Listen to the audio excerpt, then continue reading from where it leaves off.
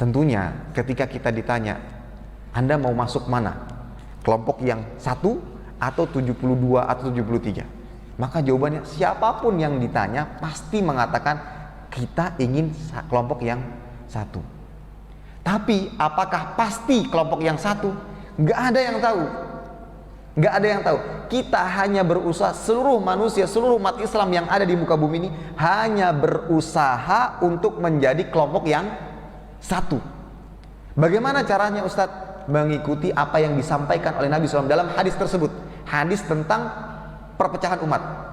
Ketika ditanyakan oleh para sahabat, manhum, siapa kelompok yang dikatakan 1 itu yang selamat? Kata Nabi SAW, ma'ana alaihi wa ashabi. Kuncinya adalah mereka-mereka yang berada di atas jalanku dan sahabat-sahabatku. Ya, dan sahabat-sahabatku. Maka kita berusaha untuk menjadi yang 1, yang selamat.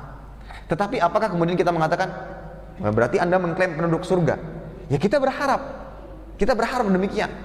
Dan kita dalam beramal harus yakin, jangan ada keraguan sedikit pun. Bahkan kita memang dituntut untuk merasa benar.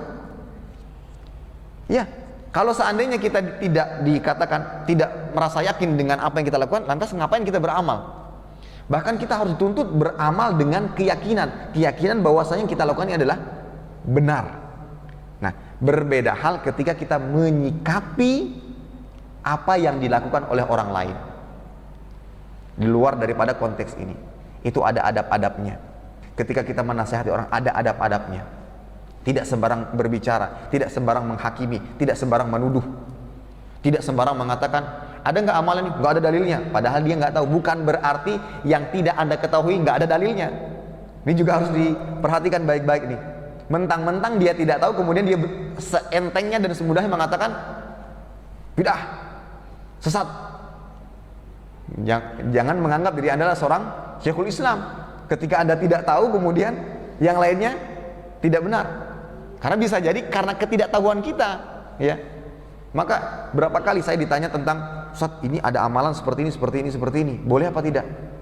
Saya nggak tahu, bukan berarti nggak ada dalilnya. Mohon maaf Pak, saya tidak tahu, saya cari dulu. Ada perkataan ulama, ya, baru saya bisa menjawab. Nah itu. Jadi sekali lagi, ketika dikatakan apakah yang selamat itu hanya kita sifatnya adalah harapan dan doa. Kita ingin menjadi satu kelompok tersebut. Semuanya, bahkan siapapun di masjid manapun, muslim manapun, ketika ditanya Anda ingin menjadi yang mana? Jelas menjadi yang 1. Semua akan mengklaim tersebut. Tapi cara kita adalah berdasarkan konteks hadis itu juga, yang mana Nabi mengatakan bahwa kelompok 1 itu adalah yang berada di atas jalannya dan sahabat-sahabat. Sehingga kita dalam memahami dalam beragama selalu kembali kepada dalil. Ayo lakukan ini. Mohon maaf Pak ya, ada dalilnya enggak?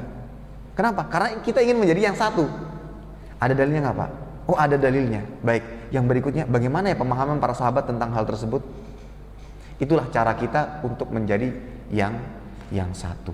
Kita tidak mengklaim, tapi kita berharap dan berdoa kepada Allah Subhanahu wa taala agar kita menjadi kelompok yang diselamatkan dan dijauhkan dari kesesatan.